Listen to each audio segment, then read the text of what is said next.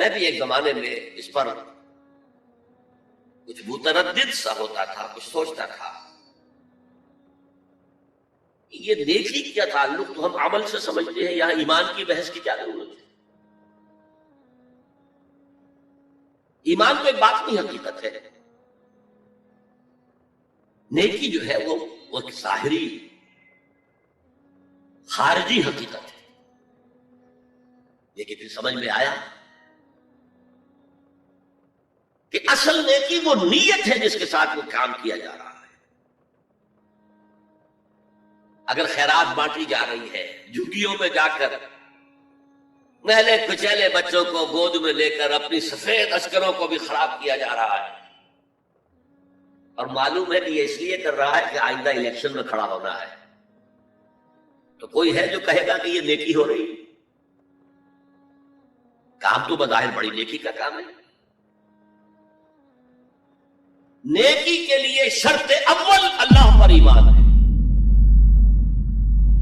اس کی motivation love of God, جس کے سوا اگر کوئی اور موٹیو ہے، اگر دنیا میں شہرت چاہیے، اگر اس نیکی کے ذریعے سے بھی مال کمانے کا معاملہ ہے، دھندا ہے، نیکی کے پردے میں دھندا ہو رہا ہے، وہ نیکی نہیں ہے، چاہے ظاہری اعتبار سے وہ بہت بڑی نیکی ہو۔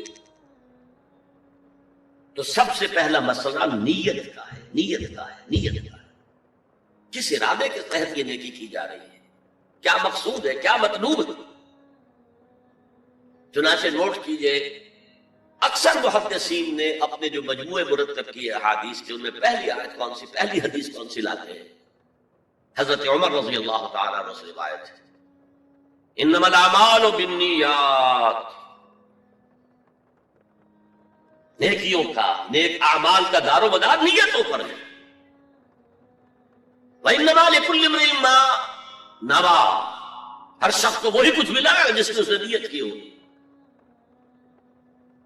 فمن كانت ہجرته الى اللہ ورسولہ فہجرته الى اللہ ورسولہ، جو کوئی ہجرت کر رہا ہے، مکے میں گھر بار چھوڑ کر جا رہا ہے، اپنے وطن کو ترک کر کے جا رہا ہے مدینے کی طرف، صرف اللہ اور رسول کے لیے، اس کی ہجرت اللہ اور اس کے رسول کے لیے۔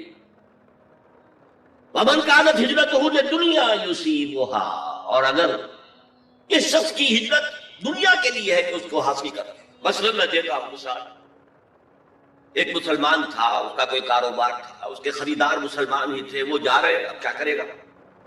مشرکوں نے سوچا اس کا سامان نہیں لینا، اب وہ بھی چلے جا رہے ہیں۔ یہ اللہ کو معلوم ہے کہ اس کے ہجرت کا اصل سبب کیا ہے، ہم نہیں طے کر سکتے، لیکن اللہ کے ہاں جو کھاتا کھلا ہوا ہے، اس کی یہ ہجرت جو ہے اللہ اور اس کے رسول کے لیے شمار نہیں ہے۔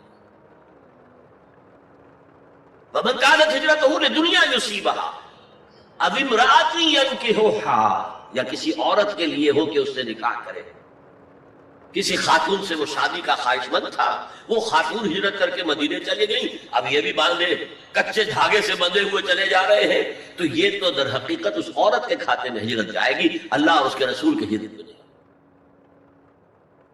تو اصل شے یہ ہے، نیکی کا وہ کام جس کا ظاہر بھی نیکی کا ہو اور باطن بھی ہو، کہ موٹیویشن صرف اللہ کی رضا ہو، اللہ کی محبت اور اللہ کی رضا کا حصول، یہ ہے پازیٹیو موٹیو۔ ایک نیگیٹو سائڈ بھی ہے، سب لوگ ذہنی اعتبار سے اتنے بلند نہیں ہوتے کہ اللہ کی محبت وہی اصل محرک بن جائے۔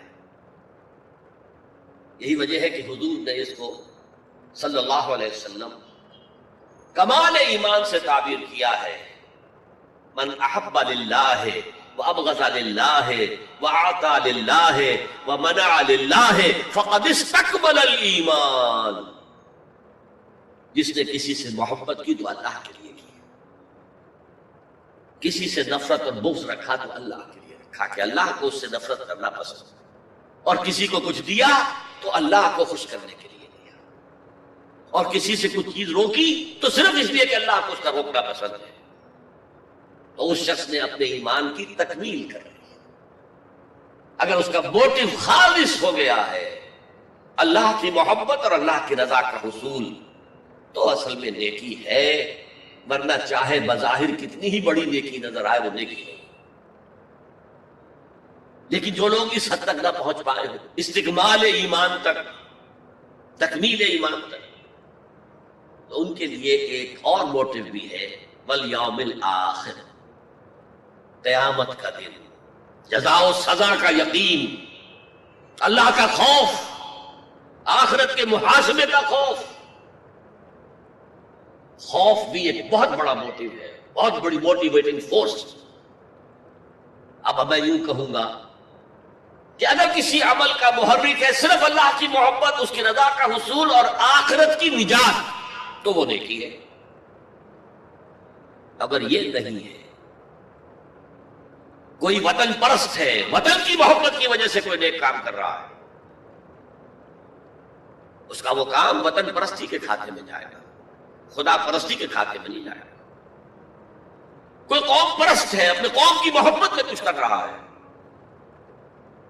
تو اس کا وہ نیک کام قوم پرستی کے کھاتے میں جمع ہوگا، خدا کی پرستش کے لیے نہیں۔ یہ ہے موٹو کا فرق، اور یہ ہے موٹو کی اہمیت، اور اس کا تعلق ہے ایمان باللہ اور ایمان بالآخرہ۔ ایک حدیث میں حضور نے فرمایا کہ قیامت کے دن سب سے پہلے 3 اشخاص کا معاملہ پیش ہوگا۔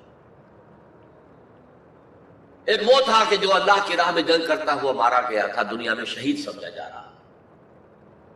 ایک وہ تھا جسے اللہ نے علم بہت دیا تھا، اس نے علم کو پھیلایا، خوب پھیلایا۔ اور ایک وہ جس کے پاس جس کو اللہ نے بہت دولت دی تھی، اور اس نے دولت جو ہے نیکی کے کاموں میں، بھلائی کے کاموں میں، غرباء، یتامیٰ، مساکین کے لیے خرچ کی۔ اب اللہ پوچھے گا ان شہید صاحب سے کہ دیکھو میں نے تمہیں صحت دی تھی، جسمانی قوت دی تھی، تم نے کیا کیا؟ وہ کہے گا اے اللہ میں نے تیرے لیے قتال کیا اور اپنی جان دے دی۔ اللہ فرمائے گا کذبت، تو نے جھوٹ بولا، انک قد قاتلت لأن یقال جریء، تو نے تو اس جنگ میں حصہ لیا تھا اس لیے کہ تیری شجاعت کا ڈنکا بج جائے، تیری جرأت کی شہرت ہو جائے۔ وقد قیل، وہ کہا جا چکا، اب یہاں تمہارے لیے کچھ نہیں ہے۔ اور فرشتوں کو حکم ہوگا اور عہدے منہ گھسیٹتے ہوئے اس کو جہنم میں ڈالا۔ یہی حشر ہوگا اس عالم کا،